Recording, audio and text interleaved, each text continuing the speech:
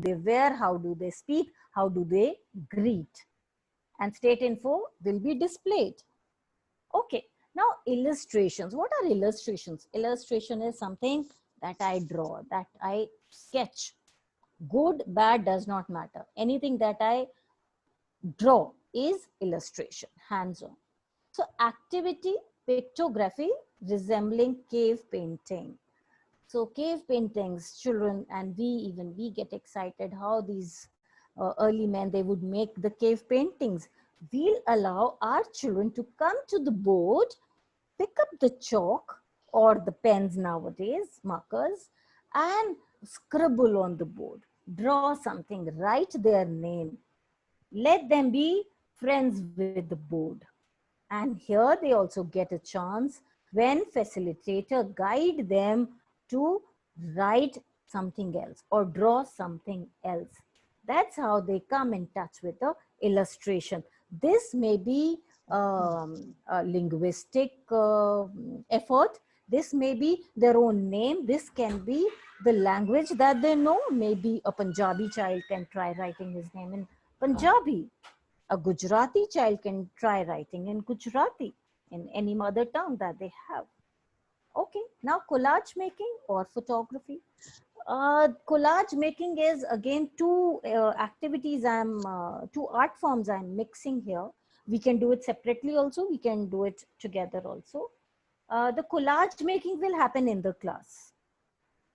But about the topic, the child will collect pictures individually. From home, we'll bring 4 or 5 pictures. This can be a picture that he draws himself, he illustrates. This can be a picture that he takes out from old magazines and all. Or maybe this is a picture that he has clicked himself. So this can be any picture, say 5 pictures each and every child. And collage making will happen in the class. Again in GP, so practice will be doing it in I have a the question. Excuse me. Ma'am, I have a question. Yeah, May please. I ask a question, please? Yeah. Ma'am, now that we are conducting online classes in the present scenario, so could you please guide us that in this situation, and especially when Sikkim is our the sister state that we are having Ek Bharat and Shrestha Bharat, so in that, how can we incorporate these activities? Please guide us in that. Okay, this is, yeah, sure. May I know your good name, please? I am Rachna Khandelwal from Queen's Convent, Delhi. Okay, Miss Rachna, there's a beautiful way how we can do is, we have shared documents. When we are doing it online, we have shared documents. So these shared documents allow children to put their work together and display together. We also have, which platform are you using for online teaching? Zoom, ma'am. Zoom only. Zoom you're using. Okay. Otherwise, on the Google Meet and on, if you're using Google Meet or if you're using Microsoft Forms, there are these forms that allow different participants to write their work. So editable forms are also available. There the pictures can be pasted, there the text can be added. So one single document and one link is created, and this child enters and puts his work, his text, his pictures, and it comes to the teacher in form of single document. So today's technology allows us to do that. So here when we have 5 pictures from each and every child, same way on the form this can be done. This was indeed wonderful, ma'am. Whatever you have put up, myself, Meenakshi Narula, I really do not want to interrupt the facilitation that you are being explaining so wonderfully, but I could not resist myself to add one point over here. Like whatever you are talking about, all these things, whatever ma'am has asked question, how the collaboration can be done on online platforms. I will also be sharing whatever I know, because it is learning. It's like sharing with everybody. Ma'am, 1 second. Yeah. Thank you. I will be sharing some links so that others can also use. Thank you, ma'am. That we'll do. Let the panel members please finish speaking. Then we'll take the questions at the end. Otherwise, we'll never be able to finish. Sure, sir. Sure, sir. Thank you. Thank you. Thank you so much. Okay. So now when we talk about crafts, there's another way how can we have crafts integrated. have a hands-on, if you have hands-on learners, there are different kind of learners. Some they are visual learners, some they quickly write the notes when teacher is telling something. Some are hands-on learners. So what do they do? How do they learn? They learn by doing themselves. When they try writing themselves, that's how they learn. So this is crafts from different period of history we can pick up. Craft is one way to bring history to life. History and performing arts can go hand in hand and help them learn better. Now theater. We all love theater. We all are theater artists, as if we all ourselves are theater artists. So this is something which I have tried and it has worked beautifully in the class. Students were given a movie to watch. This is movie Gandhi. And we all have seen this movie, right? So this is a homework, lovely homework. Go watch movie, right? So this lovely homework is given to them. Next day, when they come to the class, they will do a theater or a poem writing activity on Karo Ya Maro. We are not asking them to enact the entire scenario. Salt March can also be done beautifully, but this is, I thought of doing it a little differently. So Karo Ya Maro, learn from the movie and come back and write something, do some theater on Karo Ya Maro or write a poem. So again, all the arts are getting integrated. So one interactive slide for you. After listening to all the activities that you are already doing, or maybe you can try doing some activities. I'm going to show you 2 slides. And in these 2 slides, you will see and answer, write 1 or 2 in the chat box after observing next 2 slides. In the chat box, I expect some answer from you. SST teacher, a broken scale, a red face, stars all around. She is so annoyed. So and so has not done the homework. What do I do? Is not learning. This is SST teacher number 1. This is SST teacher number 2. She has bright eyes. She has that smile. She also has that stick, but she's using the stick for a different reason. With a smile, she moves on.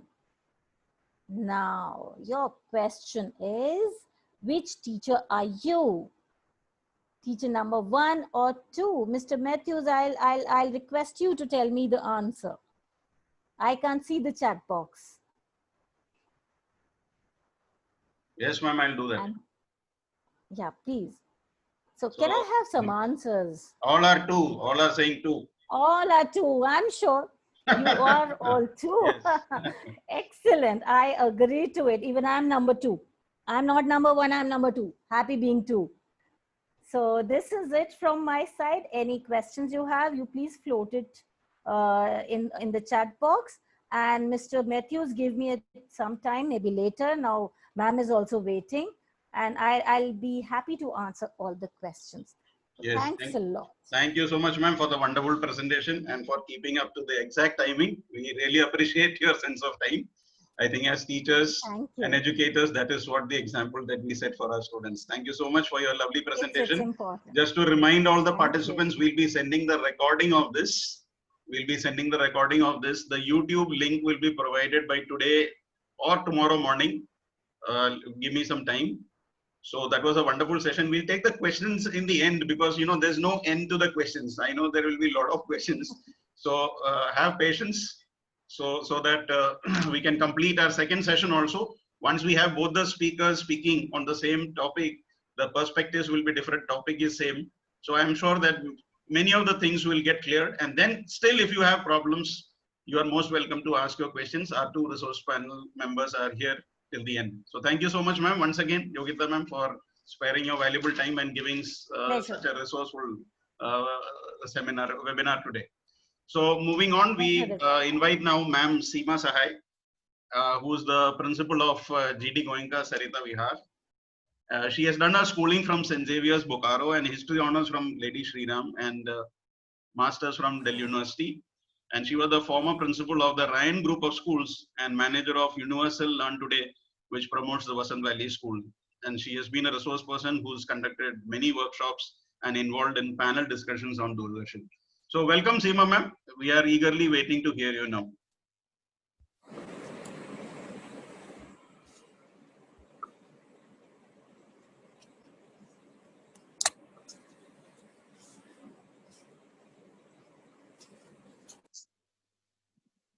Yes, ma'am, that's better. We couldn't see you. Thank you. Can you see me now? Ma'am, yeah, that's better. Thank you. Thank you, Mr. Matthew, and I really appreciate, and this is my very first association with AIES. And when Mr. Matthew approached me through another known common friend, I was wondering what does the principal, how she has to talk about art integration. Well, my journey, of course, began as an educationist, as a social science teacher. To begin with, actually from Delhi University, where I was a lecturer. This is about 3 decades back. So I tried to thread in all my experiences as a teacher, as a learner. And then I said, I'm pretty excited about doing this webinar on art integration in social science today, focusing mainly on classes 9th and 10th. Now, all of you would agree today that, education has evolved, educational processes have evolved, and it has been a very dynamic process. Here, I would like to quote Benjamin Franklin. He had said, "Tell me and I forget, teach me and I may remember, involve me and I learn." So taking cue from there, from Benjamin Franklin, I would like to say here that it is important first to understand the relevance of art integration, not only in social science, but in every subject today. Basing my understanding on the NCF, that is the National Curriculum Framework of 2005. I have no presentation here. I'm just going to speak today. And I want to talk on these heads because I feel that we have to be convinced as teachers that why is there a need for this integration to happen?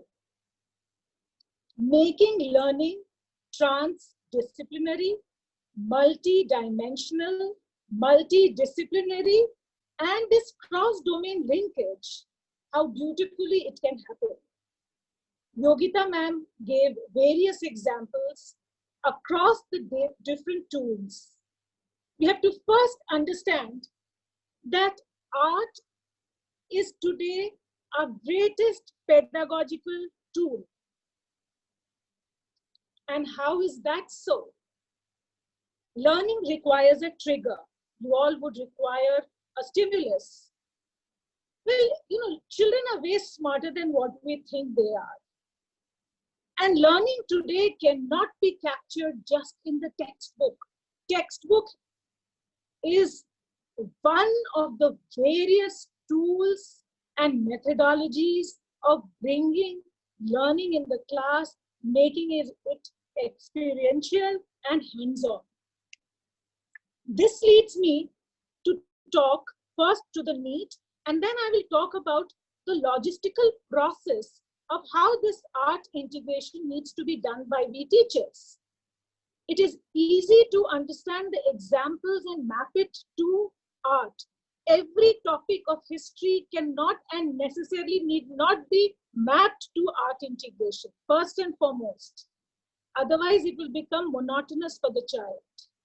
Learning has to be varying. Art is an important tool, but cannot be applied everywhere. So then I'm going to talk about the examples. And in the end, let's then discuss and deliberate how is this interaction, this integration going to be useful. So very recently, I heard the NCERT director, Dr. Senapati, And I think it actually made me, and it kind of endorsed my thinking. When, if I could quote him, he said, and I mean, they are stalwarts in education because they are heading organizations like NCRT, which actually becomes the baseline for our, all academic transaction in the classroom. So while the learning today has to be experienced, making it an experiential journey, what he emphasized upon was there is not to be knowledge acquisition, but there has to be knowledge construction. And that takes us to the National Curriculum Framework of 2005, where we talk about knowledge construction. It is also important, teachers, to remember the content that we keep harping upon. It is there on internet. The content can be all delivered at the click of a button. Children can Google it. Children can read the textbooks. How then is our role critical, important? Yes. So learning has to be not content-based learning, but it has to be competency-based learning. And what do I mean by competency-based learning? It is important to remember that today children we are able to gauge how learning is happening more importantly than what is being learned. The how makes it important in bringing in the methodology of learning. And here, the teacher's role becomes critical in allowing that platform through art integration. So with this kind of a background, where we have talked at best about that the child is the center of learning, the teacher is only a facilitator, she's there on the side. When we today are on online classes, we are talking of flipped classrooms. We have overnight, there has been a 360-degree turnaround completely. We weren't so tech savvy. But today, thanks to technology, integration has happened seamlessly across the schools, across the states. So we have to understand the need of the hour, that children are way more competent, they are way more exposed, and we have to allow them to push their boundaries to understand learning, which makes it more creative, more innovative, and more democratic. It's a very, very robust environment. Children are technically, technologically far more organized, far more well-informed. So today, when we are the teachers, the learning has to be student-centric, and as Yogita ma'am also said, that we have to focus on all the various intelligences of children. Some are visual learners, some are auditory learners, some are kinesthetic. So there are various multiple intelligences. We all have talked about Howard Gardner's, multiple intelligences. So learning cannot be compartmentalized. It has to be properly taken across one discipline to the other in a very, very creative and innovative manner. So while this is the focus, the methodology that we are discussing, on the end of the children, it calls for a lot of collaboration. While we scaffold the children to learn, remember, we take a back seat, allow them to first make the observation, then come to a hypothesis and draw their own conclusions. And in doing this, what happens? The child has been a self-learner. We are not being prescriptive. We are not being rote learners to them. Read this and just come and, you know, vomit it in the exam. No. The child has understood what he is trying to derive, explore. He makes his own hypothesis, and making his own reflection comes to the conclusion. So while we are planning the lesson and making the lesson plan, the learning outcome has to always be kept in mind. The learning outcome has to be well laid out, that having taught this lesson through art integration, what is going to be the learning outcome of this particular integrated learning? That is very important. And having done this whole process, we look at it and then we realize that there is not a linear learning. The child has not learned it in a linear manner. The learning takes in a spiral manner. By spiral, I mean he can go back and forth, keep referring to his past knowledge, reflect and infer, and come back and come forth. And this kind of a spiral learning makes learning more deep-seated, as well as allows the child to be able to solve the problem, to focus on critical thinking, and it also allows for divergent thinking. There have been so many projects that the children have been employed in, where they are teamed into groups to take up different problems, and those problems they solve, and in solving the problems, knowledge is acquired. Knowledge is received by the child by their own experimentation. So we have to understand that there is no room for rote learning today. Gone are those days where rote was taken up. And today, what we focus on is completely interactive, collaborative, and explorative methods. It is not important to see how much of the course or the syllabus has been covered. As I said earlier, what is important is how the child has learned. That is important. That is going to be a lifelong learning, and that understanding will stay with the child all his life. You all would believe and appreciate that we like beautiful things around us. We appreciate color, we appreciate vibrance.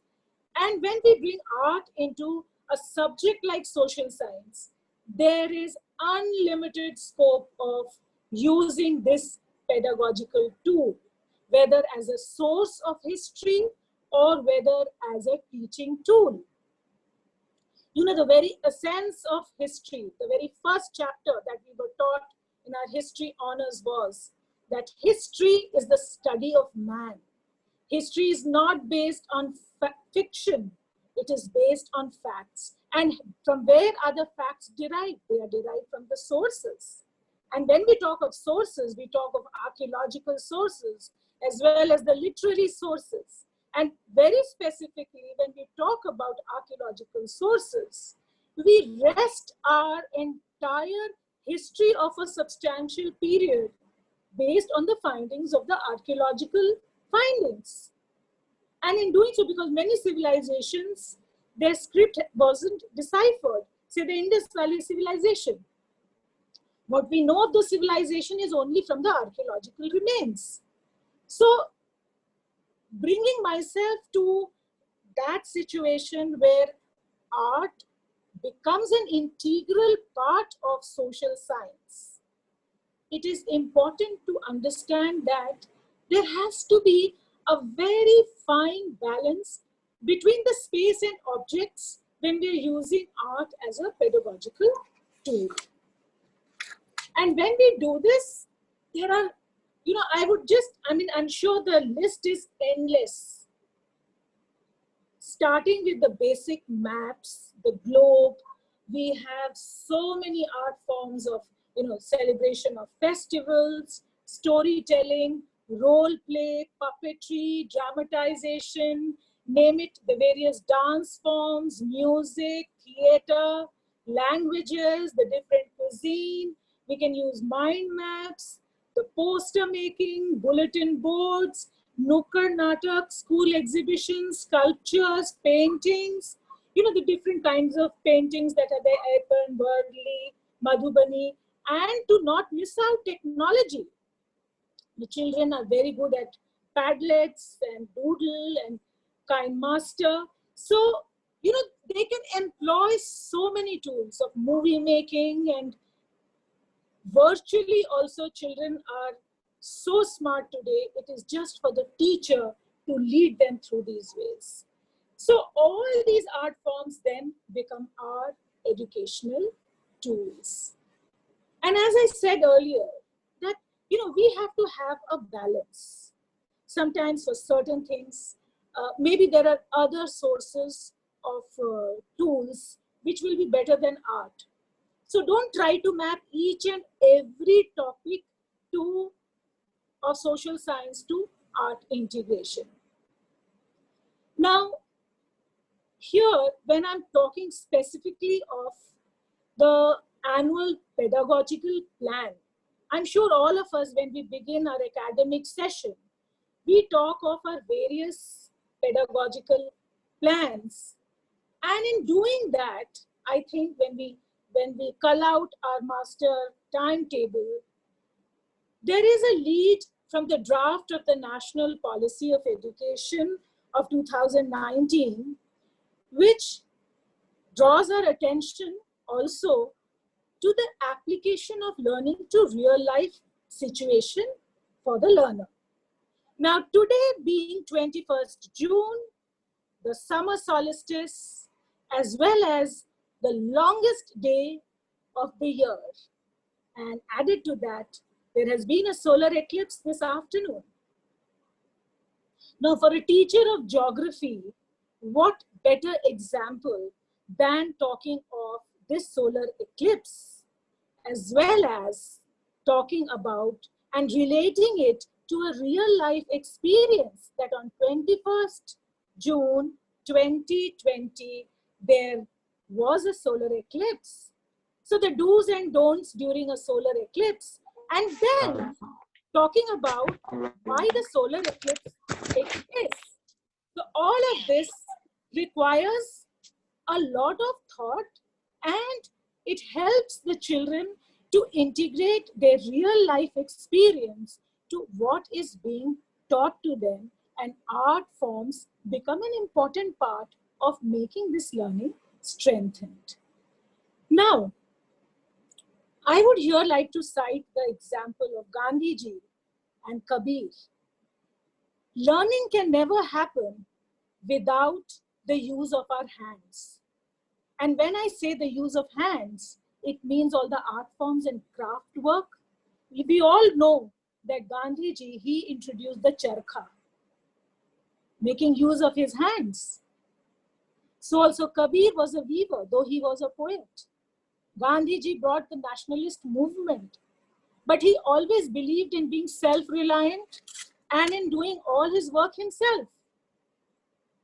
So here, the relevance of charkha can be brought, and I'll discuss more on it when I do a topical integration with art in a bit. So what I understand now is that when we talk about the logistics of art integration in a classroom, the government has mandated 2 periods per week per class for art. Now these 2 periods then has to be very, very well integrated with different subjects. I'm not saying only about social science, but any other subject. And in doing so, there has to be a proper calendar drawn of cross-domain linkage between the art form and the lesson being taught class-wise in history, geography, political science, as well as economics. So I would then say that the subject teacher of social science sits and deliberates with the art faculty how best a topic can be given a two-dimensional learning, factually as well as through the art forms. And this amalgamation in the calendar will be very, very beneficial, and the use of all the material should be so that it is environment friendly, cost effective, and very readily available, which I'm sure all of you are doing it. Now, coming to another very critical discussion is when we talk about art integration in social science, how is the assessment to be done? Teachers, you need not be confused that you have to assess the child on the artistic ability. The children here are to be assessed on their knowledge, on their learning, and understanding of social science. Their artistic ability is only a tool for them to understand social science better, giving it a holistic learning, giving it a definitive learning. Here I will talk definitely about Ministry of HRD's program of Ek Bharat, Shresht Bharat, where a partnership grid across states has been planned, and my school has tried to map class-wise and different activities. I'll just let you know a few of them. We've had a virtual journey from Delhi to Sikkim with all the different cuisine, as well as the different cultural dances, as well as all their costume, their handicraft, their language. And our children of classes 6 to 8 have prepared e-brochures and travelogues. Not only this, in the junior classes, talking of the Sikkim Thangka paintings, the mandala art, the children were introduced to that. Mandala art is a geometric design. In doing this, the children made use of the Doodle Master app, and we gave the name to our virtual tour of Delhi to Sikkim as Wanderlust. So there was a lot of excitement, lot of learning across, and the underlying essence of unity in diversity that we so much talk about for India, that is the unique point of India. At any point when we look climatically, geographically, cuisine-wise, costume, we are so divergent, so diverse, but there is a sense of unity in this diversity. So this has been a beautiful initiative of Ministry of HRD through the CBSE to bring in this project of Ek Bharat, Shresht Bharat. Now I would want to talk to you about a very interesting aspect of bringing your school campus as a learning aid. I have this book here with me. This is called BALA. I'm sure many of you would have seen it. BALA stands for, it's an acronym for Building as a Learning Aid. And I've actually practiced it in my school with a very, very simple thought that, it just requires a little bit of planning and how best you can utilize your school spaces for learning. You can have the solar system carved out in your play area. You can have the planetary orbit, as well as you can, utilize the school corridors. We have a complete floor in which the school walls, the gallery is our art gallery, and all the work of the children are displayed. And when the children cross through that gallery and they see all these teaching tools around in their school building, learning is reinforced again and again. Whichever class we are in, we all want to and would remember our solar system all our lives. So it is important to make use of the tiniest of things available in the school as a teaching tool, and bringing in art, craft, painting, all the empty spaces, all these spaces can be well utilized. The paintings on the wall, the craft work can be displayed, the craft installations can be placed in the school foyer and changed and used